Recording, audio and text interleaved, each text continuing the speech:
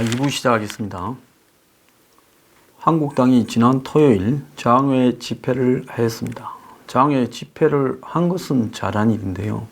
기왕에 어렵게 장외 집회를 하는 부분에 북한의 석탄 밀수와 정제유 밀 반출에 대해서 한마디 하기를 바랬는데 기껏 대북 제재만 이야기하고 말을 하지 않았습니다. 장외 집회를 하려면 제대로 목소리 내려고 장외 집회하는 것인데 뭐 하려고 장외 집회를 하는지 알다가도 모르겠습니다. 그런데 유엔 전문가 패널이 북한의 석탄 재수출 정황에 적극 수사 중이다. 불법 행위 관련된 개인 기관 모두 보고할 것이다 라고 이야기가 나오고 있습니다. 자, 이 이야기는 뭘 이야기하다가 나왔는가 하면 전번에 일산에 있는 NMX인가 하는 회사에서 북한산 석탄을 인도네시아로 보냈다가 인도네시아에서 홍콩을 거쳐 수입하는 모양으로 해서 수입을 하려다가 그 배가 인도네시아에 억류됐죠. 그런데 그 억류된 배에 있던 북한산 석탄이 말레이시아로 옮겨졌고요.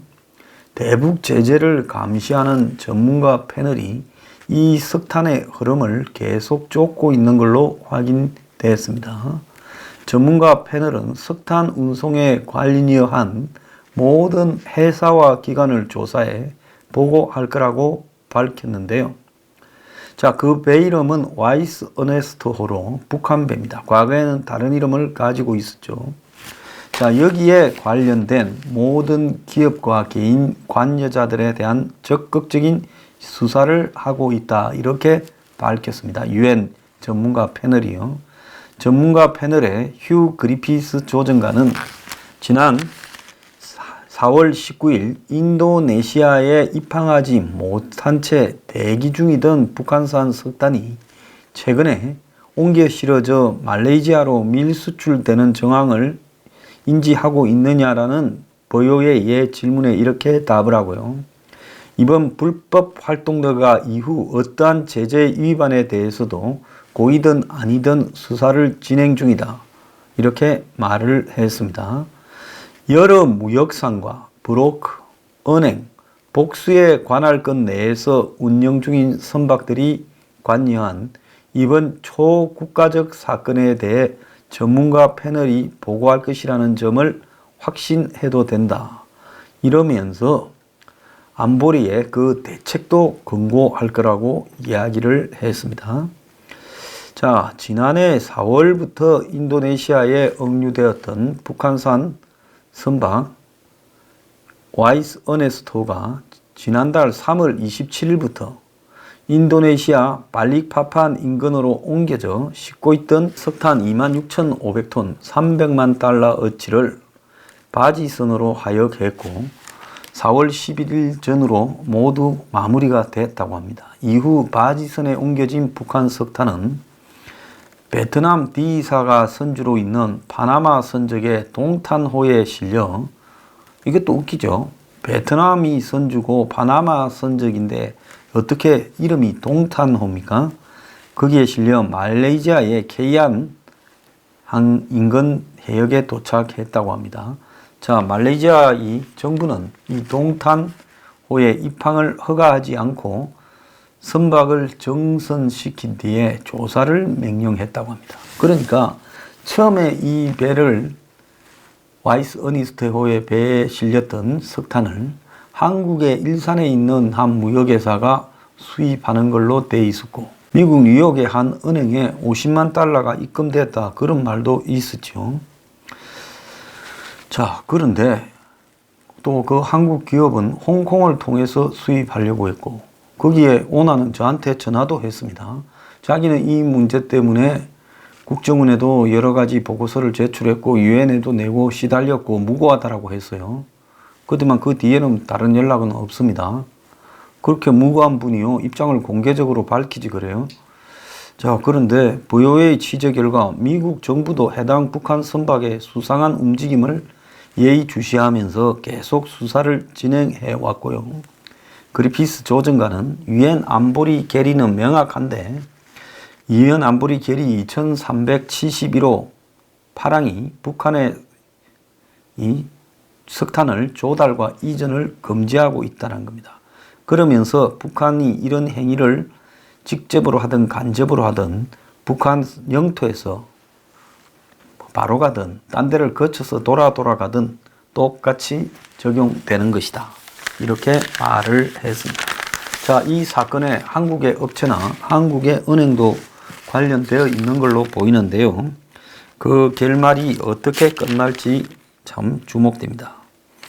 자, 관세청이 북한에 불법 환적을 했던 한국배 루니스호에 대해서 이제사 싱가포르에 간다면서 입항 안 한 의혹에 대해서 목적지를 허위 신고한 데 대해 조사를 한다고 합니다. 지금까지 루니스호는 미국의 수많은 의혹 제기에도 불구하고 십수 차례 총 구체적으로 말하면 2017년 9월부터 문정권 들어서죠. 올 2월까지 여천 울산항, 여기는 다 석유화학단지죠. 거기서 정제유를 싣고 27차례 걸쳐 정유 제품을 16만 5,400톤이나 싣고 나갔는데 전번에 VOA가 이 배가 싱가포르를 기항지로 했기 때문에 최종 기항지, 그래서 싱가포르 정부에 이 배가 들어왔는지 물으니까 싱가포르는 그 배가 들어온 적이 없다 했습니다. 그래서 이 배는 상하이 앞바다에다가 항상 세워놓고 그 다음에 배를 추적할 수 있는 항적 장치를 끄고 그리고 며칠 뒤에 부산항으로 돌아오고 이런 일을 반복했죠. 자, 그랬는데 이 배는 중국 앞바다에서 중국의 어선들이나 바지선들에게 직접 석유를 팔았다. 지금 그런 황당한 소리를 하고 있습니다.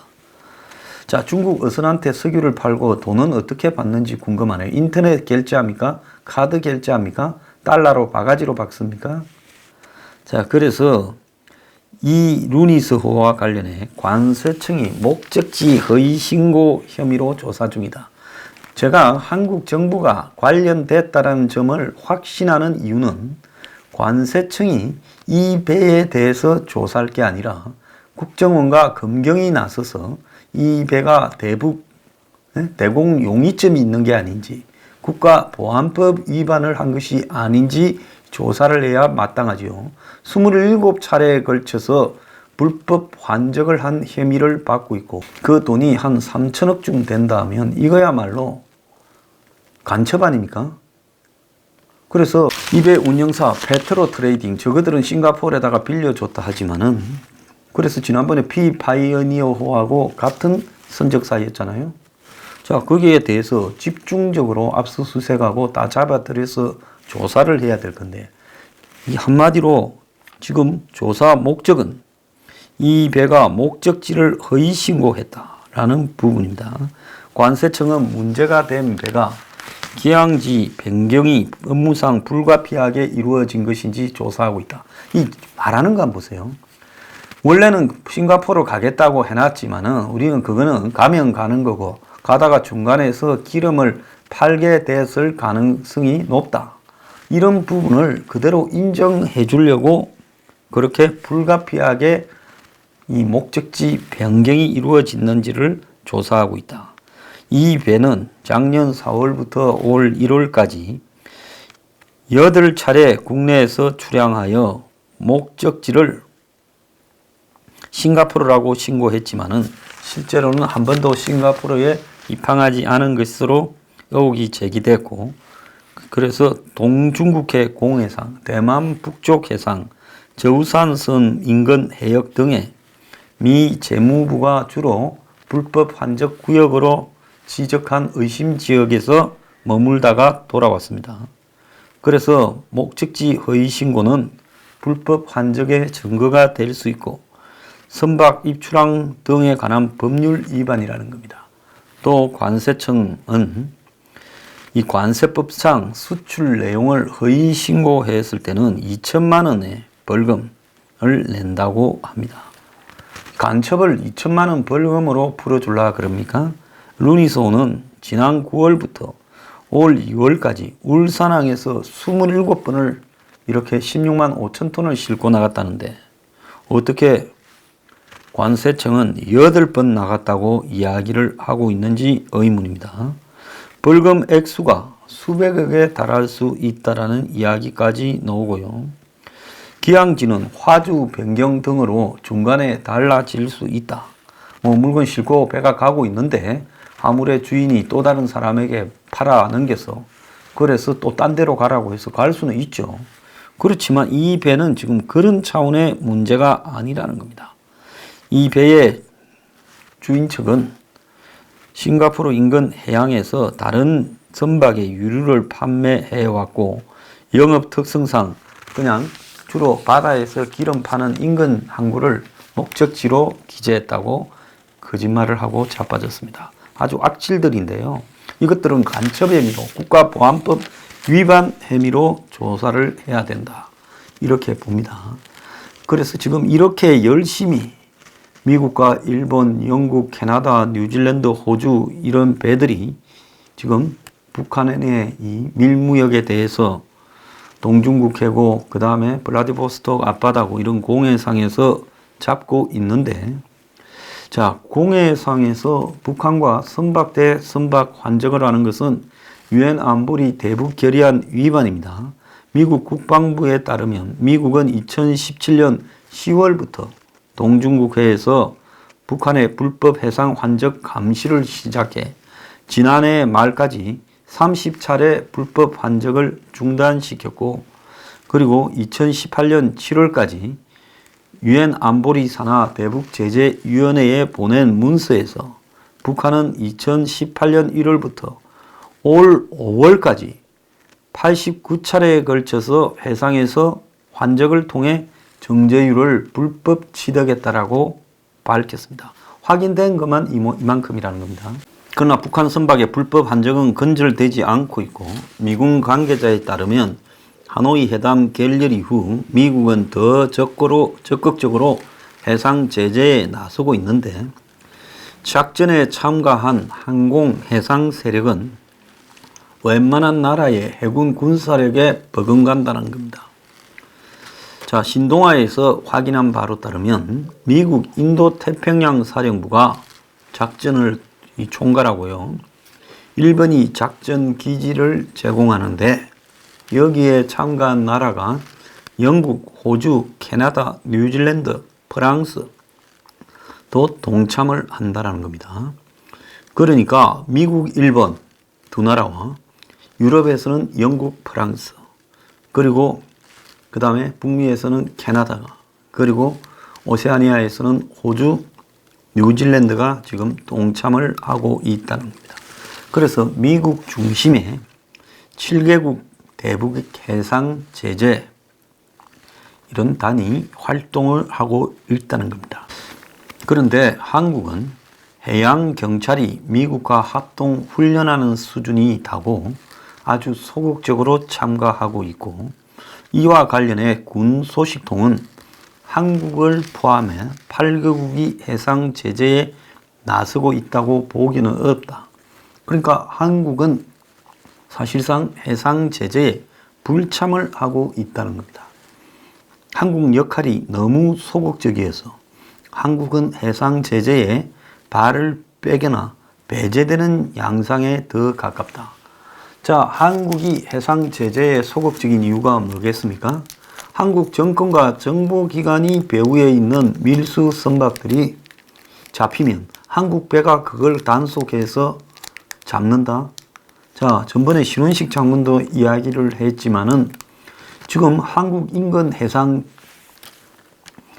바로 북한이 빠져나가는, 북한의 석탄을 실은 배가 빠져나가는 그런 장소 아니겠습니까?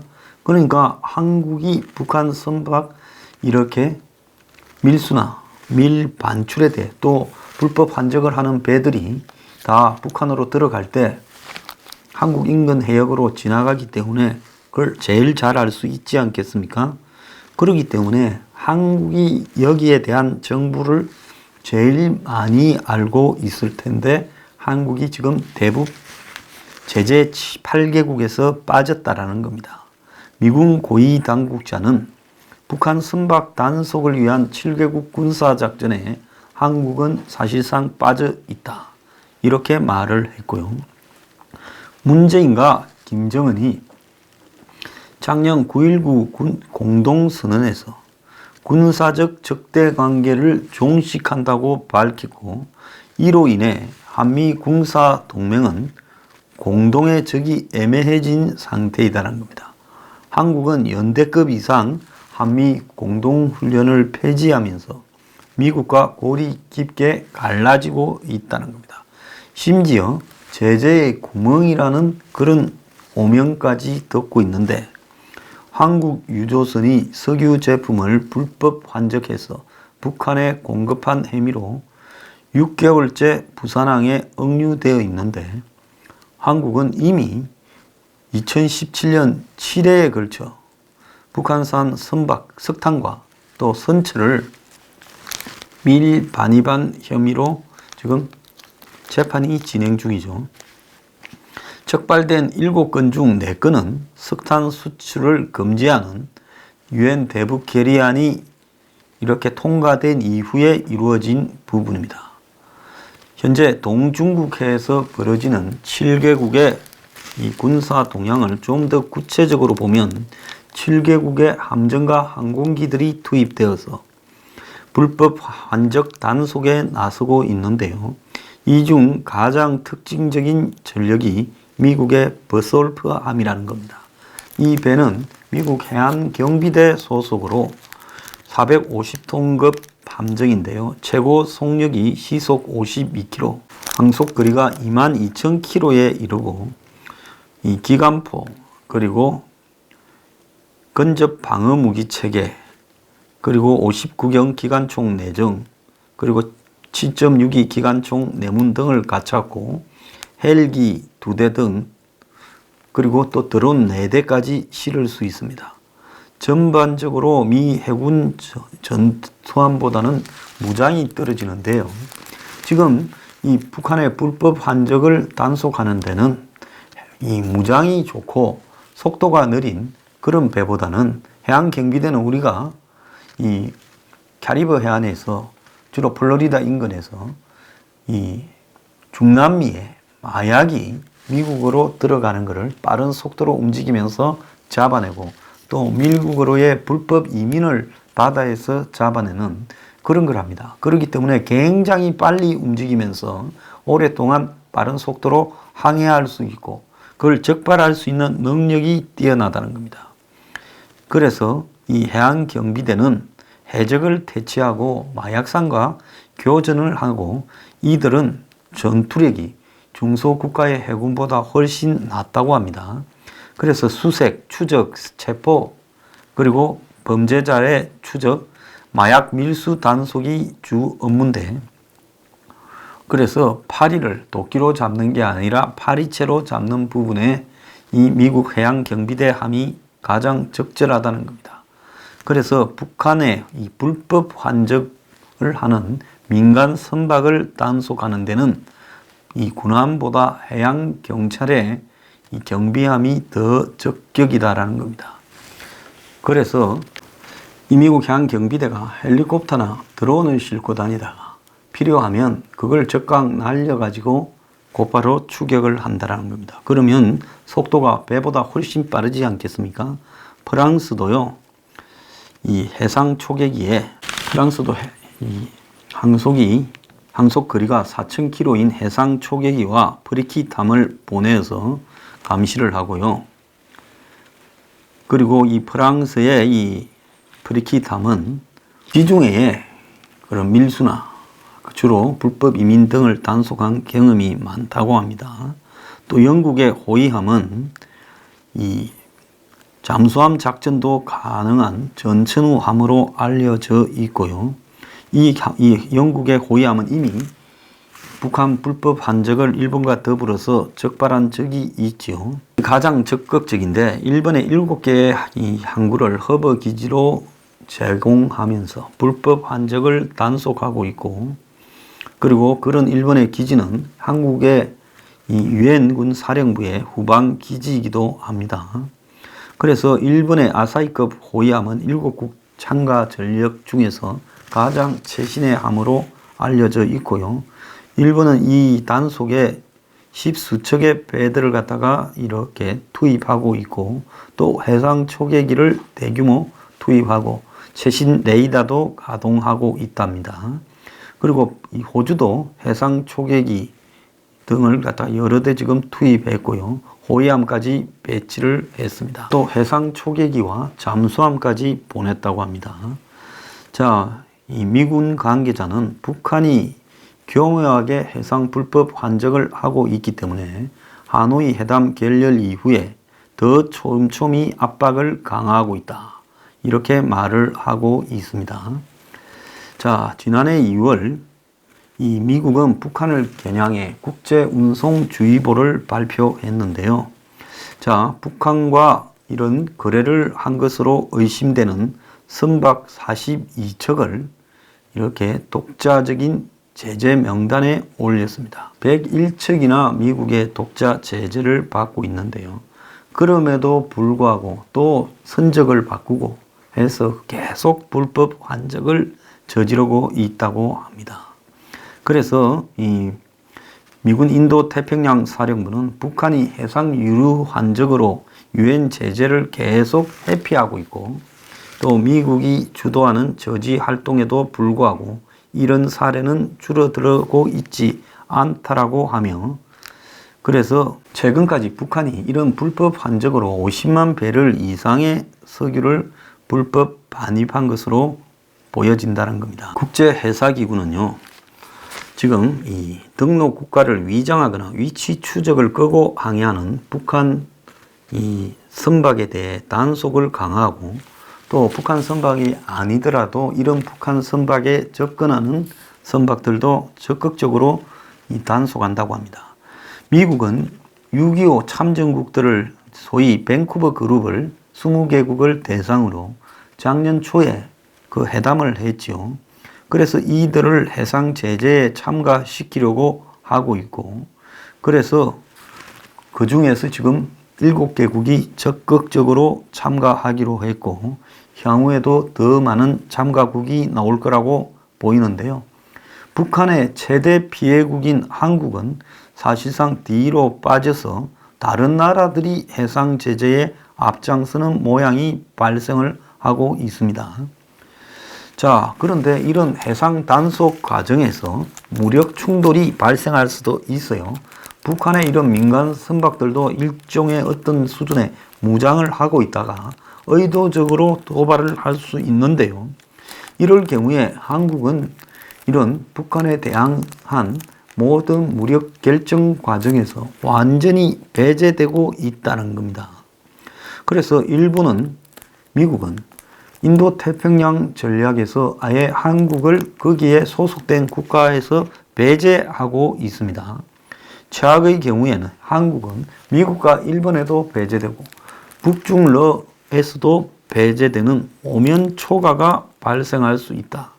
그래서 중국이 최근에 마음대로 한국 영공을 넘나들고, 한국이 항의하면 중국은 별것도 아닌 일로 떠들지 마라 그런다는 겁니다. 그래서 한국이 이러다가는 폴란드나 우크라이나 같은 그냥 완충 국가로 전락해버리면서 국제사회에서 고립될 수 있다, 이런 지금 우려가 나오고 있습니다. 이 과정에서 최근 북한이 신형 무기를 실험한 직후에 미국의 RC-135W라는 최신 정찰기가 수도권을 정찰했습니다.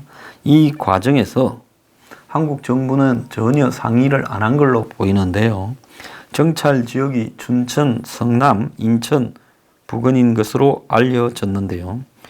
이 구역은 9.19 군사 합의에 따라 설정한 공중 적대 금지구역 이남으로 이 남북이 합의한 구역을 넘지 않은 것으로 보이는데요. 실제로 미국이 이걸 갖다가 일방적으로 무시할 수도 있다고 보입니다. 자, 그래서 북한의 신형 무기 실험 직후에 미국이 특수 정찰기를 한국의 수도권에 보낸 것은, 그리고 그걸 일부러 위치 발신 장치를 끄지 않고 공개한 것은 북한에 보내는 대북 경고 메시지라고 알려지고 있습니다.